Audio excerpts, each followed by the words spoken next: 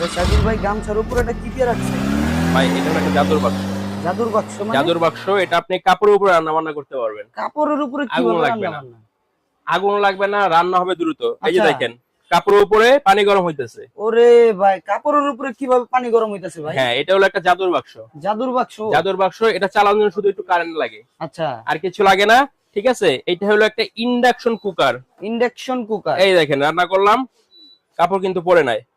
ঠিক ওরে আছে, ভাই। এটা হলো একটা ইন্ডাকশন কুকার। খুবই কম সময়ের ভিতরে আচ্ছা আপনি রান্না বান্না করতে পারবেন। আচ্ছা এটা কোনো আগুন লাগবে না, ম্যাচ লাগবে না, গ্যাস লাগবে না। আচ্ছা। ঠিক আছে, খুবই কম সময় রান্না বান্না করতে পারবেন। জি। এবং সবচেয়ে বড় ফায়দা কি জানেন?